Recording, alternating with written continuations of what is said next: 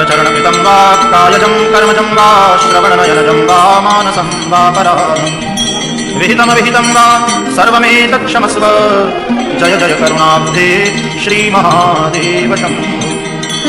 जय गुरु जी के चरणों में कोटि कोटि नमन, अनंतम अनंतम शुक्राना। संगत जी, गुरु जी की आज्ञा लेके आज हम शुरू करने जा रहे हैं अध्याय 18वां 18th अध्याय। और कल हमने 17th फिनिश किया था और विराम दिया था 17 के पर ही। और एक बार गुरु जी से आज्ञा ले लेते हैं गुरु मंत्र बोलकर। ओम नमः शिवाय, शिव जी सदा सहाय। ओम नमः शिवाय, गुरु जी सदा सहाय। और संगत जी, मुझे पूरी उम्मीद है कि आप सब शिव पुराण का पाठ सुन रहे होंगे, क्योंकि भलाई आपकी ही है। जो गुरुजी ने हमें बताया उस रास्ते पे हमें चलना चाहिए। थोड़ा थोड़ा करके सुनिए ज़रूर। सुबह से शाम तक थोड़ा थोड़ा भी आप सुनेंगे तब भी आपका एक दिन का 25-30 मिनट का पाठ पूरा हो जाएगा। स्टार्ट करते हैं संगत जी। जय गुरु जी। शुक्राना गुरु जी, आपने हमें ये सेवा बख्शी है हमें सुनाने की। जो गुरु जी की आज्ञा के बिना मैं भी ये कार्य नहीं कर सकती संगत जी। जो गुरु जी मुझसे कहते हैं वही मैं आपसे कहती हूँ। जब मैं बैठ जाती हूँ शिव पुराण लेकर तो गुरु जी मेरी वाणी पर सरस्वती रख देते हैं और जो कहते हैं मैं आपको कहती हूँ कि आप सुना कीजिए। चलिए स्टार्ट करते हैं। बंधन और मोक्ष का विवेचन, शिव पूजा का उपदेश, लिंग आदि में शिव पूजन का विधान, भस्म के स्वरूप का निरूपण और महत्व, शिव एवं गुण शब्द की व्याप्ति तथा शिव के भस्मा धारण का रहस्य अब इस पाठ में, इस अध्याय में शुरू होगा। ऋषि जी बोले, सर्वज्ञों में श्रेष्ठ सूत जी, बंधन और मोक्ष का स्वरूप क्या है यह हमें बताइए। सूत जी ने कहा, महर्षियों, मैं बंधन और मोक्ष का स्वरूप तथा मोक्ष के उपाय का वर्णन करूंगा। तुम लोग आदर पूर्वक सुनो। जो प्रकृति आदि 8 बंधनों से बंधा हुआ है वह जीव बुद्ध कहलाता है, और जो इन 8 बंधनों से छूटा हुआ है उसे मुक्त कहते हैं। प्रकृति आदि को वश में कर लेना मोक्ष कहलाता है। बंधन आगंतुक और मोक्ष स्वयंतः सिद्ध है। बद्ध जीव तथा बंधन से मुक्त हो जाता है जब उसे मुक्त जीव कहते हैं। प्रकृति, बुद्धि, त्रिगुणात्म अहंकार और प्राण तंत्र मात्राएं इन्हें ज्ञानी पुरुष मानते हैं। प्रकृति आदि 8 तत्वों के समूह से देव की उत्पत्ति हुई है। देह से कर्म उत्पन्न होता है और फिर कर्म से नूतन देह की उत्पत्ति होती है। इस प्रकार बारंबार जन्म और कर्म होते रहते हैं। शरीर को स्थूल, सूक्ष्म और कारण के भेद से 3 प्रकार का जानना चाहिए। स्थूल शरीर जागृत अवस्था में व्यापार कराने वाला, सूक्ष्म शरीर जागृत और स्वप्न अवस्थाओं में इंद्रिय भोग प्रदान करने वाला तथा शरीर आत्मानंद की अनुभूति कराने वाला कहा गया है। जीव को उसके प्रारब्ध कर्मानुसार सुख दुख प्राप्त होते हैं। वे अपने पुण्य कर्मों के फलस्वरूप सुख और पाप के फलस्वरूप दुख का उपभोग करता है। अतः कर्म पाश से बंधा हुआ जीव अपने त्रिविध शरीर से होने वाले शुभ अशुभ कर्मों द्वारा सदा चक्र की भांति बार बार घुमाया जाता है। इस चक्रवत भ्रमण की निवृत्ति के लिए चक्रकर्ता का सत्वन एवं आराधन करना चाहिए। प्रकृति आदि जो 8 पाश बतलाए गए हैं उनका समुदाय ही महाचक्र है, और जो प्रकृति से परे हैं वे परमात्मा जीव हैं। भगवान महेश्वर ही प्रकृति आदि महाचक्र के कर्ता है, क्योंकि वे प्रकृति से परे हैं। जैसे बकाया नामक वृक्ष का थाला जल को पीता और उगलता है, उसी प्रकार शिव प्रकृति आदि को अपने वश में करके उस पर शासन करते हैं।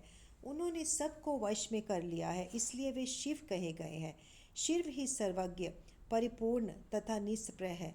सर्वज्ञता, तृप्ति, अनादिबोध, स्वतंत्रता, नित्य, अलुप्त, शक्ति से संयुक्त होना और अपने भीतर अनंत शक्तियों को धारण करना, महेश्वर के इन 6 प्रकार के मानसिक ऐश्वर्यों को केवल वेद ही जानता है। अतः भगवान शिव के अनुग्रह से ही प्रकृति अपने 8 तत्व वश में होते हैं। भगवान शिव का कृपा प्रसाद प्राप्त करने के लिए उन्हीं का पूजन करना चाहिए। यदि कहें तो शिव तो परिपूर्ण है, निष्प्रय है, उनकी पूजा कैसे हो सकती है? तो इसका उत्तर यह है कि भगवान शिव के उद्देश्य से उनकी प्रसन्नता के लिए किया हुआ सत्कर्म उनके कृपा प्रसाद को प्राप्त कराने वाला होता है। शिवलिंग में, शिव की प्रतिमा में तथा शिव भक्त जनों में शिव की भावना करके उनकी प्रसन्नता के लिए पूजा करनी चाहिए। यह पूजन शरीर से, मन से, वाणी से और धन से भी किया जा सकता है। उस पूजा से महेश्वर शिव, जो प्रकृति से परे हैं, पूजक पर विशेष कृपा करते हैं और उनका वह कृपा प्रसाद सत्य होता है। शिव की कृपा से कर्म आदि सभी बंधन अपने वश में हो जाते हैं। कर्म से लेकर प्रकृति पर्यंत सब कुछ जब वश में हो जाता है, तब वह जीव मुक्त कहलाता है और सवार आत्मा राम रूप में विराजमान होता है। परमेश्वर शिव की कृपा से जब कर्म जनित शरीर अपने वश में हो जाता है, तब भगवान शिव के लोक में निवास का सौभाग्य प्राप्त होता है। इसी को सालोक्य मुक्ति कहते हैं। जब तन्मात्राएं वश में हो जाती हैं, तब जीव जगदम्बा से ही शिव का सामीप्य प्राप्त कर लेता है। यह सामीप्य ही मुक्ति है। उसके आयुध आदि और क्रिया सब कुछ भगवान शिव के समान हो जाते हैं। भगवान का महाप्रसाद प्राप्त होने पर बुद्धि भी वश में हो जाती है। बुद्धि प्रकृति का कार्य है, उसका वश में होना सृष्टि मुक्ति कहा गया है। पुनः भगवान का महान अनुग्रह प्राप्त होने पर प्रकृति वश में हो जाएगी। उस समय भगवान शिव का मानसिक ऐश्वर्य बिना यत्न के ही प्राप्त हो जाएगा। सर्वज्ञता और तृप्ति आदि जो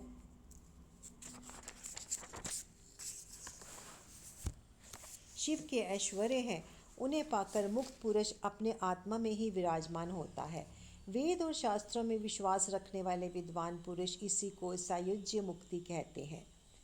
इस प्रकार लिंग आदि में शिव की पूजा करने से क्रमशः मुक्ति स्वतः प्राप्त हो जाती है। इसलिए शिव का कृपा प्रसाद प्राप्त करने के लिए तत्संबंधी क्रिया आदि के द्वारा उन्हीं का पूजन करना चाहिए।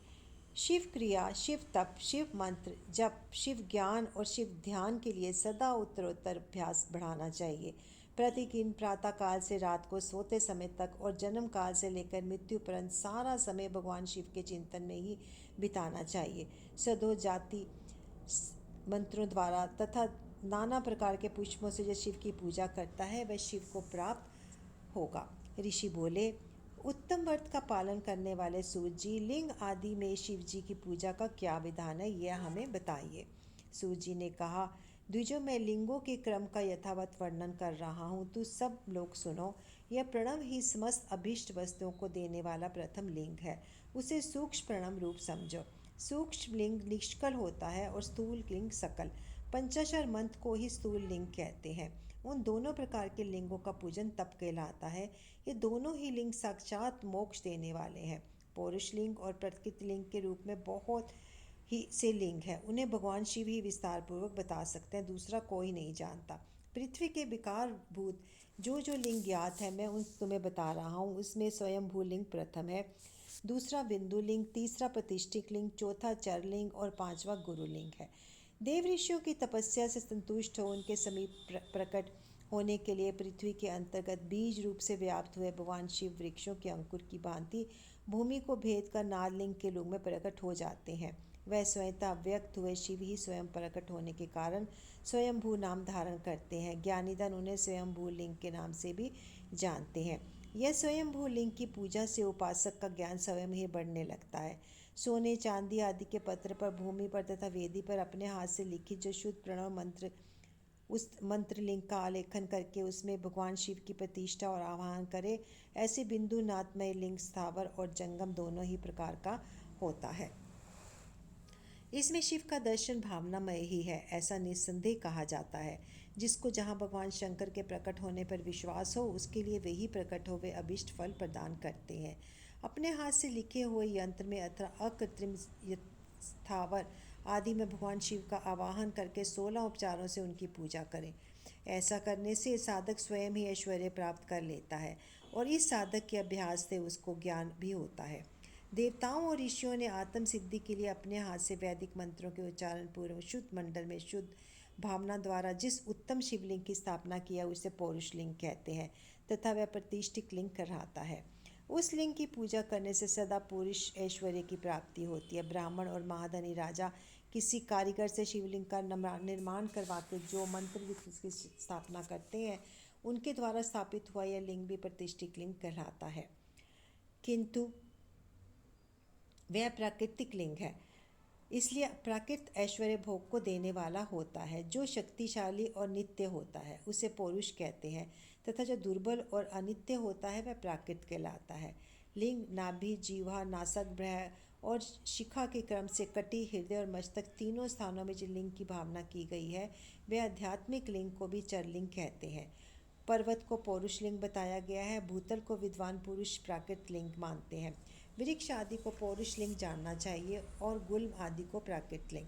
साठी नामक धान्य को प्राकृत लिंग समझना चाहिए और शाली एवं गेहूं को पौरुष लिंग।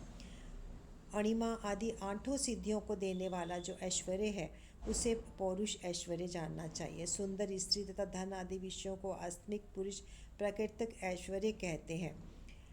चरलिंगों में सबसे प्रथम रसलिंग का वर्णन किया गया है। रसलिंग ब्राह्मणों को उनकी सारी अभीष्ट वस्तुओं को देने वाला है। शुभकारक बाणलिंग क्षत्रियों को महान राज्य की प्राप्ति कराने वाला है। स्वर्णलिंग वैश्यों को महाधन पति का पद प्रदान करने वाला तथा सुंदर शिवलिंग शूद्रों को महाशुद्धि देने वाला है। सप्तकटिकमय लिंग तथा बाणलिंग सब लोगों को उनकी समस्त कामनाएं प्रदान करते हैं। अपना न हो दूसरे का सफ्टिक या बाणलिंग भी पूजा के लिए निषिद्ध नहीं है। स्त्रियों विशेष सद्भावों के लिए पार्थिव लिंग की पूजा का विधान है। प्रवृत्ति मार्ग में स्थित विधवाओं के लिए सफ्टिक लिंग की पूजा बताई गई है, परंतु विरक्त विधवाओं के लिए रसलिंग की पूजा को भी श्रेष्ठ कहा गया है।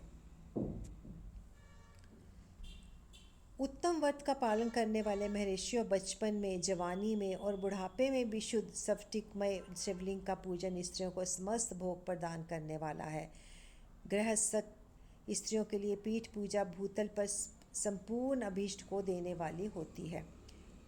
प्रवृत्ति मार्ग में चलने वाला पुरुष सुपात्र गुरु के सहयोग से ही समस्त पूजा कर्म संपन्न करे। इष्ट देव का अभिषेक करने के पश्चात अघनी के चावल से बने हुए खीर आदि पकवानों द्वारा नैवेद्य अर्पण करे।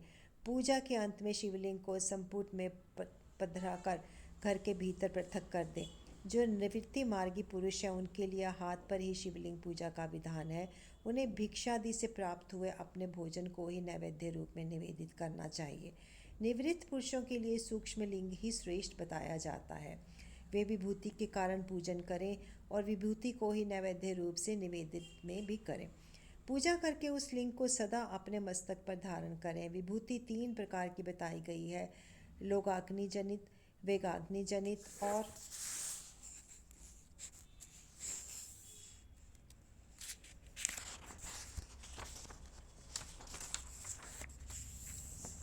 शिवाग्नि जनित।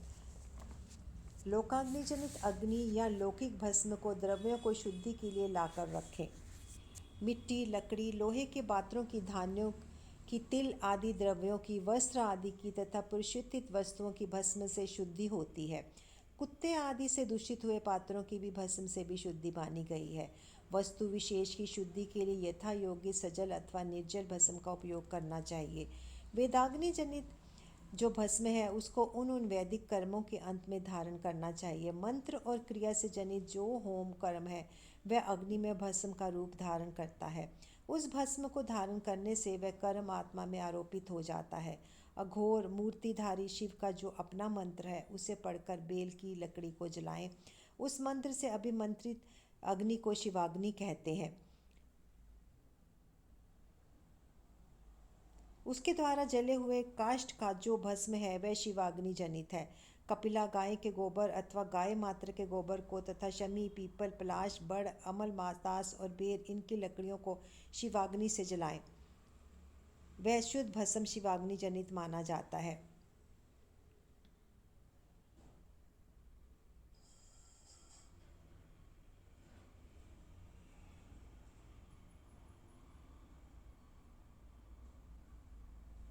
वह शुद्ध भस्म शिवाग्नि जनित माना जाता है। अथवा कुश की अग्नि में शिव मंत्र के उच्चारण पूर्वक काष्ठ को जलाएं। फिर उस भस्म को कपड़े से अच्छी तरह छान कर नए घड़े में भरकर रखें। उसे समय समय पर अपनी कांति या शोभा की वृद्धि के लिए धारण करें। ऐसा करने से मुनि पुरुष सम्मानित एवं पूजित होता है। पूर्व काल में भगवान शिव ने भस्म शब्द का ऐसा ही अर्थ प्रकट किया था। जैसा राजा अपने राज्य में सारभूत कर को ग्रहण करता है, जैसे मनुष्य सस्य आदि को जलाकर उसका सार ग्रहण करते हैं, तथा जैसे जठ रानल नाना प्रकार के भक्ष्य भोजन आदि पदार्थों को भारी मात्रा में ग्रहण करके जलाकर सारतर वस्तु ग्रहण करता और उस सारतर वस्तु से सब देह का प्रमोशन करता है। उसी प्रकार परपंच करता परमेश्वर शिव ने भी अपने से आधे रूप से विद्यमान परपंच को जलाकर भस्म रूप से उसके सार तत्व को ग्रहण किया है। परपंच को दग्ध करके शिव ने उसके भस्म को अपने शरीर में लगाया है। राख भूभूत पोतने के बहाने जगत के सार को ही ग्रहण किया है। अपने शरीर में अपने लिए रतन स्वरूप भस्म को इस प्रकार स्थापित किया है। आकाश के सार तत्व से केश, वायु के सार तत्व से मुख, अग्नि के सार तत्व से हृदय, जल के सार तत्व से कटिभाग और पृथ्वी के सार तत्व से घुटने को धारण किया है। इसी प्रकार उनके सारे अंग विभिन्न वस्तुओं के सार रूप हैं। महेश्वर ने अपनी ललाट में तिलक रूप से जो त्रिपुंड धारण किया है वह ब्रह्मा विष्णु और रुद्र का सार तत्व है। वह इन वस्तुओं को जगत के अभ्युदय का हेतु मानते हैं। इन भगवान शिव ने ही अपने परपंच के सार सर्वस्व को अपने वश में किया है। अतः इन्हें अपने वश में करने वाला दूसरा और कोई नहीं है। जैसे समस्त मृगों का हिंसक मृग सिंह कहलाता है और उसकी हिंसा करने वाला दूसरा कोई मृग नहीं है, अतएव उसे सिंह कहा गया है। शकार का अर्थ है नित्य सुख एवं आनंद। इकार का अर्थ है पुरुष। वकार का अर्थ है अमृत स्वरूप शक्ति। इन सब का सम्मिलित रूप ही शिव कहलाता है। अतः इस रूप में भगवान शिव को अपना आत्मा मानकर उनकी पूजा करनी चाहिए। अतः पहले अपने अंगों में भस्म मलें, फिर ललाट में उत्तम त्रिपुंड धारण करें। पूजा काल में सजल भस्म का उपयोग होता है और द्रव्य शुद्धि के लिए निर्जल भस्म का। गुणातीत परम शिव राजस आदि स्वीकार गुणों का अवरोध करते हैं, दूर हटाते हैं। इसलिए वे सबके गुरु स्वरूप का आश्रय लेकर स्थित है। गुरु विश्वासी शिष्यों के तीनों गुणों को पहले दूर करके फिर उन्हें शिव तत्व का बोध कराते हैं, इसलिए गुरु कहलाते हैं। गुरु की पूजा परमात्मा शिव की ही पूजा है। गुरु के उपयोग से बचा हुआ सारा पदार्थ आत्म शुद्धि करने वाला होता है। गुरु की आज्ञा के बिना उपयोग में लाया हुआ सब कुछ वैसा ही है जैसे चोर चोरी करके लाई हुई वस्तु का उपयोग करता है। गुरु से भी विशेष ज्ञानवान पुरुष मिल जाए तो उसे भी यत्नपूर्वक गुरु बना लेना चाहिए। अज्ञान रूपी बंधन से छूटना ही जीव मात्र के लिए साध्य पुरुषार्थ है।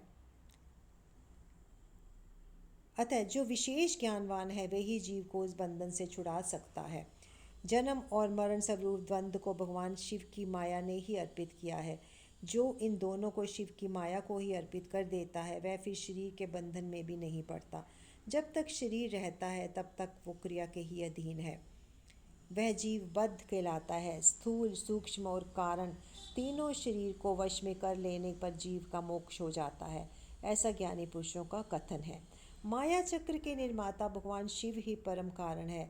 वे अपनी माया के दिए हुए द्वंद्व का स्वयं ही परिमार्जन करते हैं। अतः शिव के द्वारा कल्पित हुआ द्वंद्व उन्हीं को समर्पित कर देना चाहिए। जो शिव की पूजा में तत्पर हो वह मौन रहे, सत्य आदि गुणों से संयुक्त हो तथा क्रिया जप तप ज्ञान और ध्यान में एक एक का अनुसंधान करता रहे। ऐश्वर्य, दिव्य शरीर की प्राप्ति, ज्ञान का उदय, अज्ञान का निवारण और भगवान शिव के सामीप्य का लाभ, ये क्रमशः क्रिया आदि के फल हैं। निष्काम कर्म करने से अज्ञान का निवारण हो जाने के कारण शिव भक्त पुरुष उनके यथोक्त फल को पाता है। शिव भक्त पुरुष देश काल शरीर और धन के अनुसार यथा योग्य क्रिया आदि का अनुष्ठान करे। न्यायोपार्जित उत्तम धन से निर्वाह करते हुए विद्वान पुरुष शिव के स्थान में निवास करे। जीव हिंसा आदि से रहित और अत्यंत क्लेश शून्य जीवन बिताते हुए पंचाक्षर मंत्र के जप से अभिमंत्रित अन्न और जल को सुख स्वरूप माना गया है। अथवा कहते हैं कि दरिद्र पुरुष के लिए भिक्षा से प्राप्त हुआ अन्न ज्ञान देने वाला होता है। शिव भक्तों भिक्षान प्राप्त हो तो वह शिव भक्ति को बढ़ाता है। शिव योगी पुरुष भिक्षान अन्न को शंभु सत्र कहते हैं। जिस किसी भी उपाय से जहाँ कहीं से भूतल पर शुद्ध अन्न का भोजन करते हुए सदा मौन भाव से रहें और अपने साधन का रहस्य किसी को भी प्रकट ना करें। भक्तों के समक्ष शिव के महात्म को प्रकाशित करें, जानते हैं दूसरा नहीं। शिव मंत्र प्रकाशित करें। शिव मंत्र के रहस्य को भगवान शिव ही जानते हैं, दूसरा और कोई नहीं। अध्याय 18 की समाप्ति। तो संगत जी, हम गुरु जी के इस पाठ को, शिव पुराण को यहीं पर विराम देते हैं और कल हम दोबारा से इसे शुरू करेंगे अध्याय 19 से।